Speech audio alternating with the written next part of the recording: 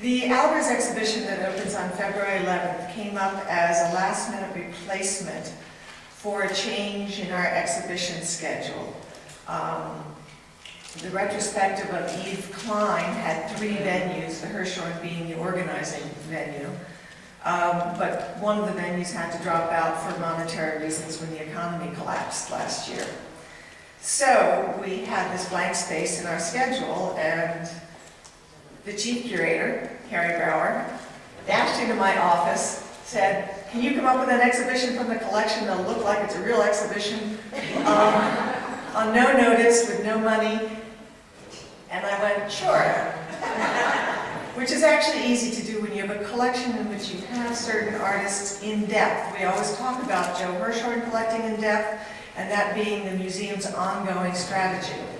In this case, we get to look at one of the more significant artists of the 20th century, whom Joseph Hirshhorn did collect in depth, working directly with the artist, who lived not far from Joe Hirshhorn in Connecticut, to build up a museum-quality collection that would be one of the top 3, probably the number 2 collection in the world, second only to the artist's own collection, which now belongs to the Joseph and Annie Albers Foundation.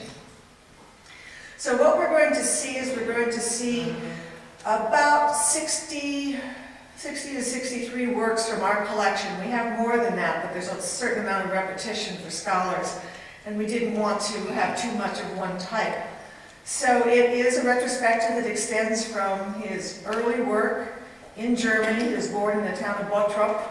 He worked as a primary school teacher, partly because he couldn't earn a living as an artist, and partly because in World War I, school teachers were exempt from military service.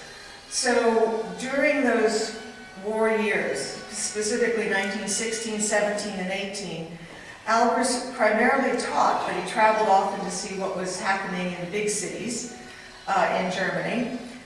He knew about Cubism, Fauvism.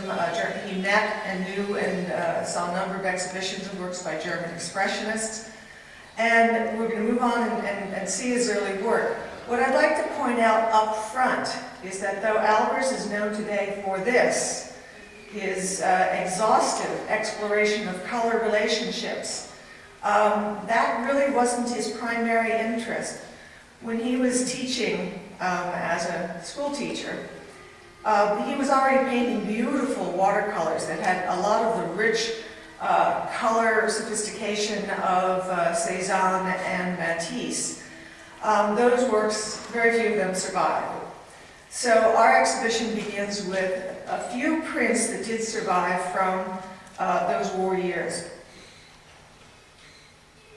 So, in the first gallery, you'll see this group of self-portraits. They're enormous here on the screen. The one on the upper left, in fact all 3 of these on the left, are no more than about 8 inches high, so they're not big. This is a woodcut, and then we have a lithograph and a transfer lithograph. I should explain that the reason that a lot of Joseph Albers' works from before 1933 did not survive is that when the Bauhaus closed in 1933 and he and his wife, Annie Albers, left rather precipitously for the United States, they packed, but it was mostly his things, packed as many works as they could into the steamer trunks that they had, and anything that didn't get into the steamer trunks they had to leave behind. A few of those things were kept by friends and survived, but for the most part, Joe Hirshhorn had the opportunity to go through what was in those steamer trunks and acquire works. So we have these self-portraits. You can see that he's very much in the German expressionist mode. The use of woodcut alone in these 2 is an indication of his interest in the primitivist interests of German expressionists. The kind of moodiness of each of the images. The profile one perhaps a little less easy to tell, but on the right, he's looking downward. It's just a fraction of his face. There's a sense of moodiness. This is actually cropped. It's a small face about 4.5 inches high on a piece of paper that's about 17 inches high.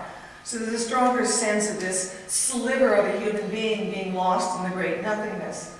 The one on the right is the largest one and the most finished. You can see that there he's taken care to integrate some of the faceting, structural simplifications from Cubism that was used by a number of artists by this time, in 1918. These works are rather pale. They were done on very poor quality paper since during World War I, good artistic supplies were hard to get, and certainly not if you were a penurious school teacher. So you kind of have to give them a little benefit of the doubt when you see them at first.